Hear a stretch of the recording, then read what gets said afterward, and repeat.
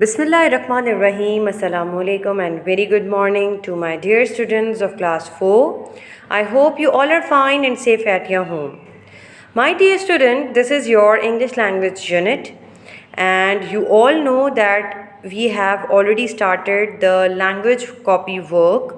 So please take out your English language copy. So have you taken out the copy? Very good. Now my dear students, we are going to start our new topic which you have to do in the language copy. I will definitely explain you as well. And the name of the topic is compound nouns. Okay. In the previous lecture, I have given you the explanation about the collective noun. Now we are moving towards the compound noun. So my dear student, first of all I will give you the introduction about the compound noun. What are actually compound nouns? कि compound nouns होते क्या हैं? तो यहाँ पर एक छोटी सी definition है just आपके understanding के लिए. A compound noun is made up of two or more words used together as a single noun. यानी कि compound noun वो है जो कि दो लफ्ज़ों को मिलाकर एक लफ्ज़ बनाया जाता है, ठीक है, उसको एक साथ इस्तेमाल किया जाता है, उसको हम कंपाउंड नाउन कहते हैं. बहुत ही ज़्यादा मज़ेदार है कंपाउंड नाउन, अगर आप इसको देखें, अंडरस्टैंड करें, ठीक है. ये जो आपकी एक डेफिनेशन थी, ये आपकी इंट्रोडक्टिव डेफिनेशन है जो कि मैंने आपको जस्ट इंट्रोडक्शन के लिए दी है. अब नेक्स्ट जो मैं आपको डेफिनेशन बता रही हूँ, this is the definition which is taken out from your grammar tree. And you also have to write down the same definition in the English language copy as well. Okay. So this is the definition of compound nouns or compounds. ठीक है. अब वो definition क्या कहती है? ये कहती है some compound and some common and proper nouns are made up of more than one word. ठीक है. यानी कि कॉमन और प्रॉपर नाउन जब एक साथ मिल जाते हैं तो वो दो लफ्ज़ जुड़कर एक नया लफ्ज़ डेवलप करते हैं, ठीक है. तो इसको कहा जाता है कंपाउंड नाउन. कंपाउंड यानी कि मिला देना. Is that clear? अब मैं आपको फिर बता रही हूँ कंपाउंड नाउन कैसे बनता है. जब हम किसी भी कॉमन और प्रॉपर नाउन को मिलाकर, ठीक है, दोनों लफ्ज़ों को मिलाकर एक न्यू वर्ड डेवलप करते हैं तो उसको हम कंपाउंड नाउन कहते हैं. Is that clear? They are also known as compound nouns और सिंपली कंपाउंड्स. समझ आई आपको?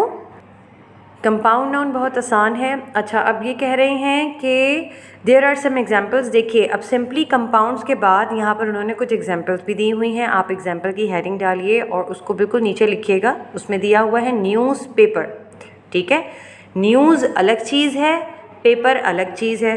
जब इन दोनों को हमने मिलाया तो डेफिनेटली ये क्या बन गया? Compound noun. Ash tray. Ash और ट्रे ये दो अलग अलग लफ्ज़ हैं. जब हमने इनको आपस में मिलाया तो ये क्या बन गया? कंपाउंड बन गया. और डेफिनेटली ये क्या डेवलप किया? नया वर्ड ऐश ट्रे, ठीक है. Next we have play things.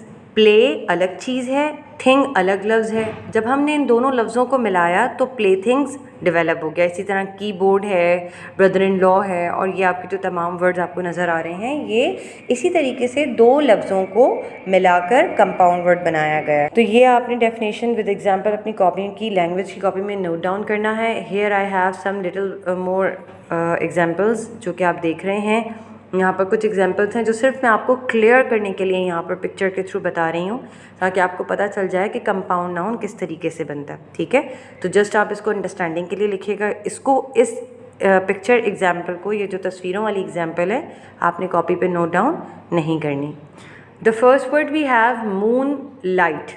जब मून, देखिए, मून आपका प्रॉपर नाउन है और लाइट आपका कॉमन नाउन है. जब आपने इन दोनों को मिलाया तो क्या बन गया? मून लाइट, ठीक है. की होल. की और होल को जब हमने कंबाइन किया तो बन गया की होल, ठीक है. Pan cake. जब पैन और केक दो अलग अलग वर्ड्स हैं, इनको हमने मतलब कंबाइन किया, मिलाया, तो ये कंपाउंड वर्ड डेवलप हो गया पैन केक्स. तो ये तो आपकी कुछ एग्जांपल्स थी जो कि मैंने आपको कंपाउंड नाउन की बताई थी, ठीक है। After writing the definition of compound noun in the language copy, आपने ग्रामर ट्री की बुक निकालनी है and open the page number 3। Picture में भी आपको नज़र आ रहा है, मैंने दिया हुआ है नीचे, पेज नंबर 3 को आप ओपन करें, आपको एक्सरसाइज नंबर बी नज़र आ जाएगी, बिल्कुल यही एक्सरसाइज नज़र आ जाएगी, ठीक है। अच्छा, इसमें आपने क्या करना है, फर्स्टली मैं आपको ये बता देती हूँ, some of the underline nouns and are compound, ठीक है। यहाँ पर कुछ नाउन जो हैं उनको अंडरलाइन किया गया है, जो कि आपके जो हैं वो नाउन्स हैं, ठीक है। उन नाउन्स को जो है उन्होंने कंपाउंड नाउन में डेवलप किया। अब आपने क्या करना है, पिक देम आउट एंड से वेदर दे आर प्रॉपर और कॉमन नाउन। अब आपने इन सेंटेंसेस को पढ़ना है, ठीक है, और पढ़ने के बाद जो सेंटेंसेस में वर्ड्स अंडरलाइन हैं, ठीक है, वो नाउन्स हैं जो कि कंपाउंड नाउन से बने हुए, यानी कि दो नाउन के लफ्ज़ों को मिलाकर बनाए गए हैं, ठीक है। आपने उनको देखना है और आपने उसको आइडेंटिफाई करना है कि ये जो अंडरलाइन हुए हुए नाउन्स हैं क्या ये कॉमन है या प्रॉपर हैं। कॉमन और प्रॉपर में फ़र्क क्या है वो भी मैं आपको बता देती हूँ। कॉमन आपको पता है कि किसी भी आम चीज़, शख्स, जगह के नाम को हम कॉमन कहते हैं, ठीक है, जो आम तौर पर हर जगह पाया जाए या हर वक्त हर कोई इसको बुलाए या हर किसी को मालूम हो, वो आम होता है, ठीक है। प्रॉपर क्या होता है, प्रॉपर वो होता है जो कि आम नहीं, किसी भी ख़ास, इम्पॉर्टेंट, किसी स्पेसिफिक जगह, चीज़, शख्स या जानवर का नाम हो, उसे हम प्रॉपर नाउन कहते हैं। जैसे कि किसी इंपॉर्टेंट चीज़ को भी हम प्रॉपर कहते हैं, ठीक है। आपको ये कॉमन और प्रॉपर के बारे में मैंने प्रीवियस लेक्चर में भी बताया है, आप मेरे प्रीवियस लेक्चर को भी सुन सकते हैं, तो आपको और भी ज़्यादा क्लियर हो जाएगा, ठीक है। अब आपने इस एक्सरसाइज में कॉमन और प्रॉपर नाउन अलग अलग करने हैं। आपको नाउन्स अंडरलाइन हुए हुए सेंटेंसेस में गिवन है, आपने पढ़ना है सेंटेंस को, फिर आइडेंटिफाई करना है कि ये कॉमन है या प्रॉपर है। So now my dear student, please take out the language copy. आप लैंग्वेज की कॉपीज़ को निकाल लें, ठीक है। उसमें आपने ये एक्सरसाइज अटैम्प्ट करना है। आपने सबसे पहले क्या करना है, हेडिंग डालनी है रेड लाइन के ऊपर, एक्सरसाइज नंबर बी, ठीक है। एक्सरसाइज नंबर बी के ऊपर आपने हेडिंग डालनी, जैसे कि मैंने आपको एक पिक्चर में ये नज़र आ रहा होगा, बताया है किस तरीके से आपने काम करना है। देन उसके बाद आपने पेज की हेडिंग डालनी है, ठीक है। इसी तरह एक्सरसाइज के सामने आपने पेज लिखना है, पेज नंबर 3। उसके बाद आप अपना क्वेश्चन राइट करेंगे। क्वेश्चन राइट करेंगे आप अपना पेंसिल से, आपने कोई कलर यूज़ नहीं करना यहाँ पर, आप इसको पेंसिल से ही लिखिएगा। Some of the underline nouns are common nouns, ये जो आपका बुक का एक्सरसाइज का क्वेश्चन है, आप इसको ऐसे ही राइट करेंगे, ठीक है। After that now we are moving to sentence number 1। अब हम सेंटेंस नंबर 1 की बात कर रहे हैं। अब जब सेंटेंस नंबर 1 की बात करेंगे तो ये आप ब्लू पेन से लिखिएगा, ठीक है, वो ब्लू कलर से।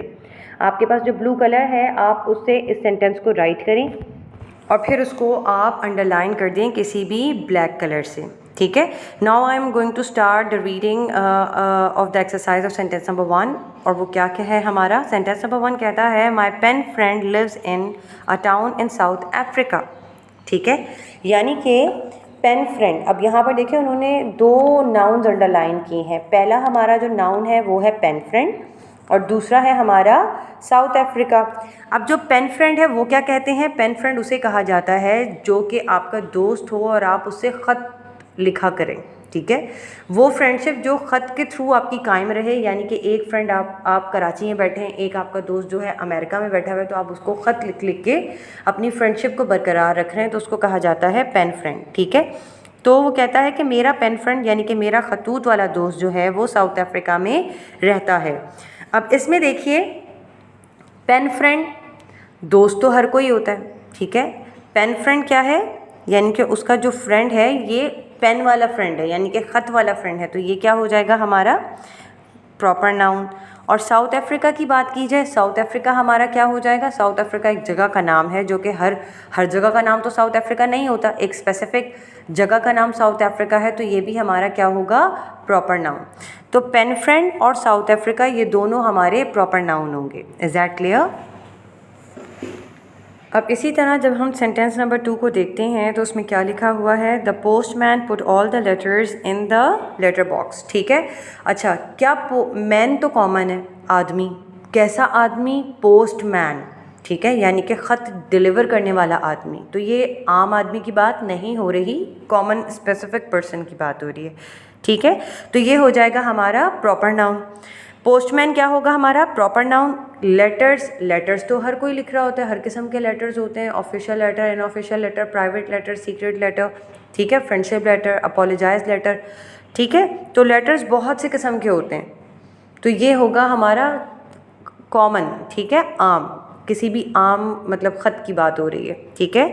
इन द लेटर बॉक्स, बॉक्स तो बहुत सारे होते हैं, लेकिन कौन से बॉक्स की बात हो रही है यहाँ पर? लेटर बॉक्स की, ठीक है। आम किसी एक बॉक्स की बात नहीं हो रही, स्पेसिफिक बॉक्स है जिसका नाम लेटर बॉक्स है, यानी कि ख़त डालने वाला जो डब्बा है उसकी बात हो रही है। तो डेफिनेटली ये क्या होगा हमारा? प्रॉपर नाउन, ठीक है।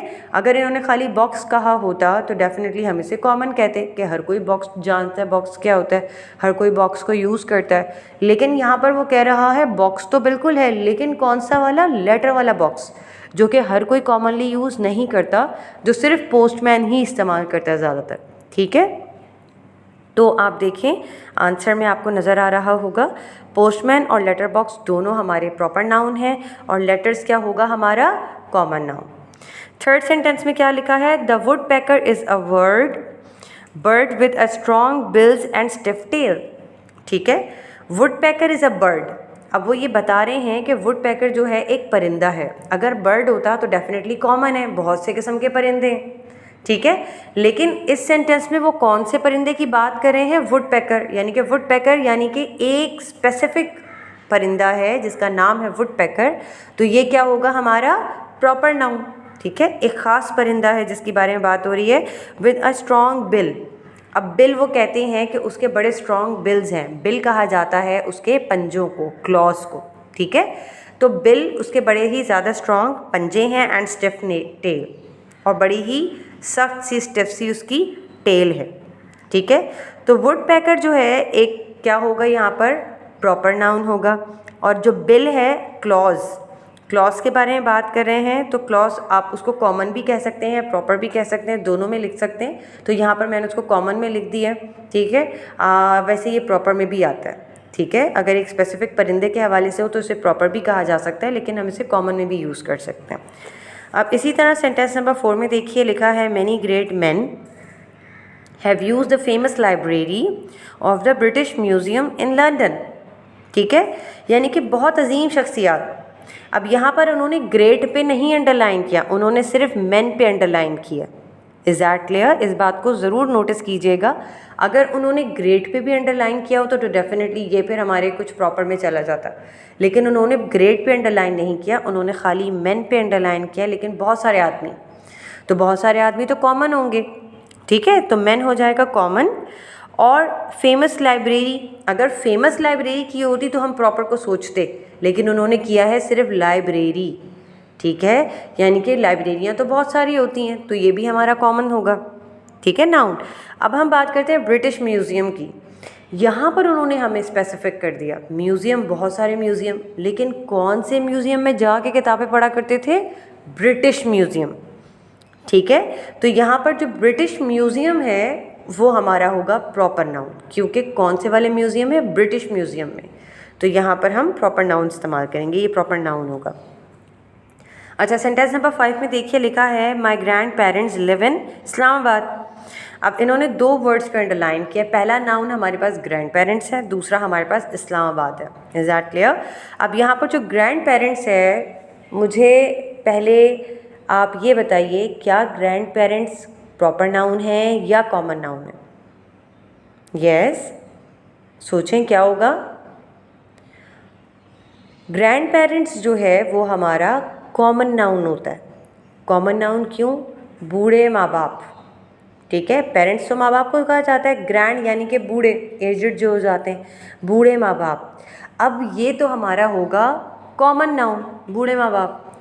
लेकिन अगर इसमें ये कहा जाता ग्रैंड फादर या ग्रैंड मदर, इसमें डिफ्रेंशिएट किया जाता, यानी कि बूढ़े अब्बू जो हैं मेरे, ठीक है, जो एजड हो गए मेरे अब्बू की बात हो रही है, तो यहाँ पर हम उसको कहते हैं प्रॉपर नाउन। बात समझ आई? कॉमन जो है क्या है हमारा? ग्रैंड पेरेंट्स, जिसमें दोनों की बात हो रही है, लेकिन हम स्पेसिफिक कर रहे हैं, इम्पॉर्टेंस दे रहे हैं किसी एक को, यानी कि ग्रैंड फादर को, तो वो हमारा हो जाएगा प्रॉपर नाउन, ठीक है। तो यहाँ पर ग्रैंड पेरेंट्स है तो हम उसे कॉमन नाउन में लिखेंगे। इस्लामाबाद क्योंकि किसी जगह का नाम है, हमारा कैपिटल सिटी है पाकिस्तान का, तो वो हमारा क्या होगा, प्रॉपर नाउन होगा। Is that clear? Now my dear student, these are the remaining 5 sentences. यहाँ पर जो है मैं आपको दोबारा बुक की पिक्चर दिखा रही हूँ। There are 10 sentences. अगर आप पेज खोलेंगे, पेज नंबर 3, उसमें एटलीस्ट 20 सेंटेंसेस गिवन है, लेकिन आपने सिर्फ उसमें से 10 सेंटेंसेस करने हैं, जैसा कि पिक्चर में आप देख सकते हैं, ठीक है। 5 के आंसर्स मैंने आपको बताए हैं। अब बाकी 6 से ऑनवर्ड 10 तक आप खुद अटैम्प्ट करेंगे। This is your homework and I hope you will do it in the language copy by your own self, ठीक है। इससे आप खुद अटैम्प्ट करें।